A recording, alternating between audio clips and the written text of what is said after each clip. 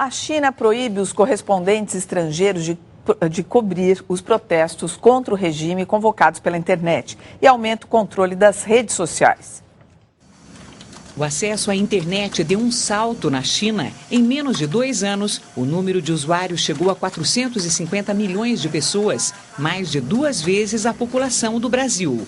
Após a explosão das revoltas populares no mundo árabe, o governo chinês apertou o controle sobre sites de informação e redes sociais, como o Facebook e Twitter, censurados no país. A ordem é impedir a convocação de protestos contra o regime. Mas a censura não consegue controlar o conteúdo de blogs hospedados fora do país, já utilizados para convocar manifestações no mês passado. Nas 2 ocasiões em que os dissidentes conseguiram organizar os protestos, havia mais policiais do que manifestantes, e os jornalistas estrangeiros foram convidados a se retirar. Imagina viver num país onde suas palavras podem simplesmente desaparecer da internet, onde você nunca sabe se está sendo vigiado, e essa é a realidade de muitos chineses nos dias atuais. Portanto, no dia de hoje, a gente vai ver os seguintes tópicos.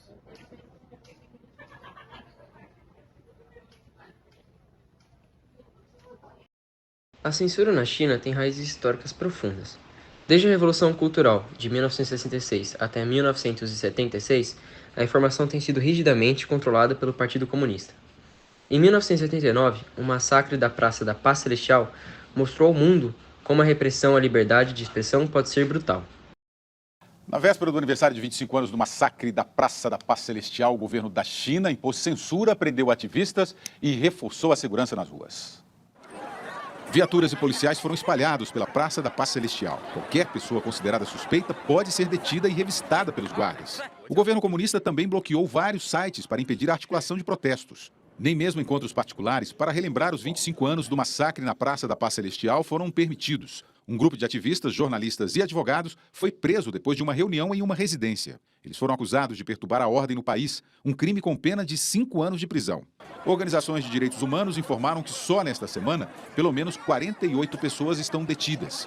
Hoje, o ministro do Exterior disse que o governo mantém a mesma posição de 1989, de que o exército agiu dentro da lei. O Jornal da Cultura explica o que foi a revolta da Praça da Paz Celestial. Tudo começou em 1989. A morte do dirigente comunista Hu Yaobang, que fracassou ao tentar implementar reformas políticas e econômicas no país, levou milhares de pessoas às ruas.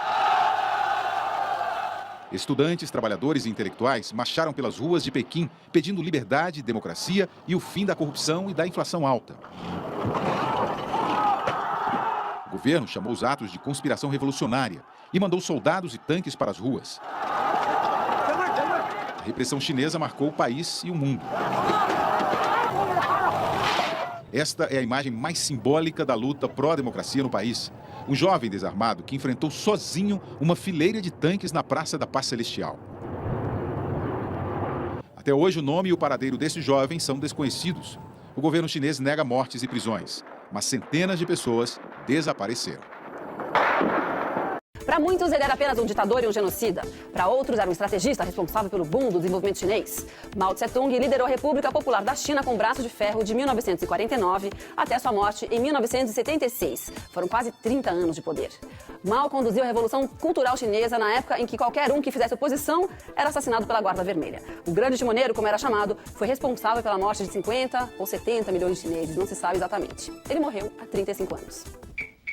Mao Tse-tung nasceu em 26 de dezembro de 1893, na província de Hunan, no sul da China. Aos 24 anos já comandava um grupo marxista. Foi um dos fundadores do Partido Comunista Chinês, formou um exército e lutou contra os nacionalistas durante anos para implantar um regime comunista na China. Em 1934, liderou 100 mil seguidores para furar o bloqueio que isolava os comunistas. O movimento, que ficou conhecido como a Grande Marcha, seguiu para o norte. Durou de 16 de outubro de 1934 a 20 de outubro de 1935. Mao Tse-tung se consagrou como o principal líder da Revolução Chinesa. Virou mito. Em 1949, derrotou os nacionalistas e assumiu o poder. Acertou ao adaptar o comunismo russo às peculiaridades da China, uma nação de camponeses, humilhada por colonizadores durante milhares de décadas. Mas perdeu prestígio no final dos anos 50. Tirou milhares de camponeses do trabalho rural na tentativa de industrializar o país em pouco tempo. A medida gerou fome e pobreza. tentou se recuperar com a Revolução Cultural, na década de 60. Uniu mais uma vez camponeses, estudantes e operários para combater o que ele chamava de elite e mentalidade burguesas. O movimento enfraqueceu com a morte do líder em 9 de setembro de 1976, aos 82 anos. A partir de 1978, a ala menos radical do Partido Comunista começou uma reforma pró-capitalista para tentar salvar a economia chinesa. Atualmente, a China possui um dos sistemas de censura mais sofisticados do mundo, conhecido como Grande Firewall.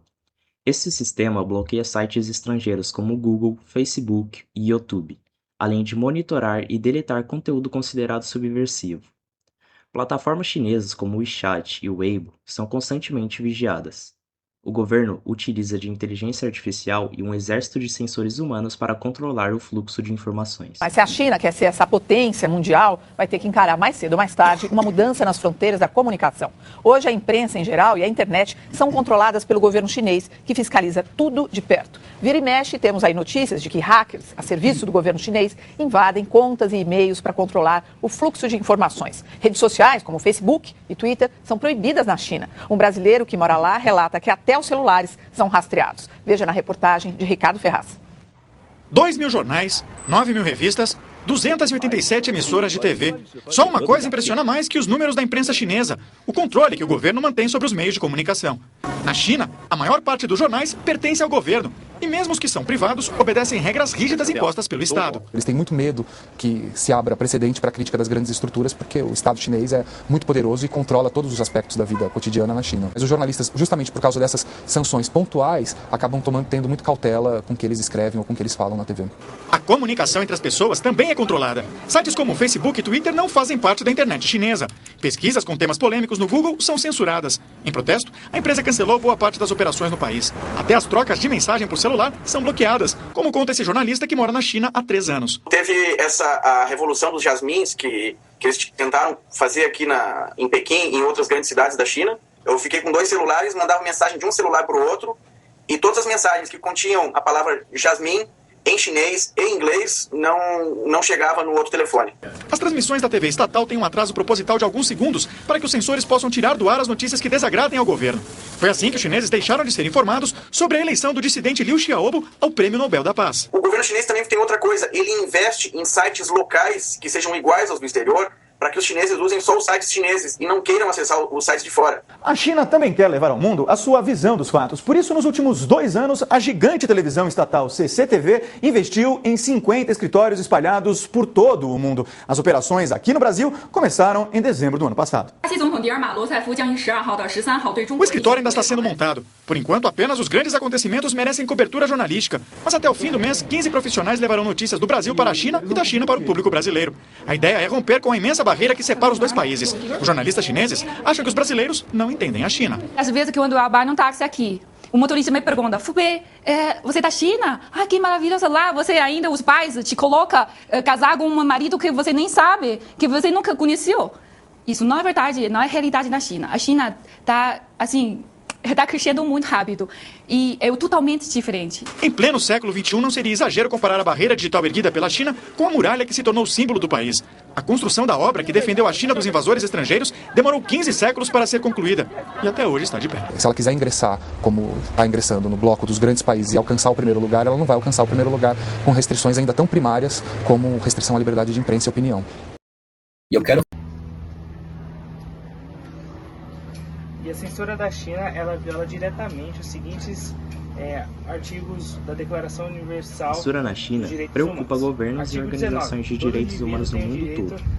Empresas como a Apple e a Microsoft são criticadas por cederem às exigências do governo chinês para operar no país. Ou exilado. Jornalistas e ativistas desapareceram regularmente na China. E artigo 12, que ninguém sofrerá intromissão arbitrária na sua privacidade. Monitoramento em massa de mensagens e redes sociais. A censura não é apenas digital, ela afeta vidas reais. Em 2020, médicos chineses que tentaram alertar sobre a Covid-19 foram silenciados. O bilionário Jack Ma desapareceu por meses após criticar o governo. Uigures muçulmanos têm suas mensagens monitoradas e podem ser enviados para campos de reeducação. A censura na China preocupa governos e organizações de direitos humanos no mundo todo. Empresas como a Apple e a Microsoft são criticadas por cederem às exigências do governo chinês para operar no país. Vocês estão aí. Então, vocês puderam ver sobre tudo o que aconteceu na censura na China, todo o decorrer. A gente pode perceber que a censura é uma ferramenta poderosa para controlar a população sem iniciar críticas. Mas até quando isso será sustentável? E se não fosse isso? E se não fosse um problema só na China? O que você faria se, de repente, sua liberdade de expressão desaparecesse?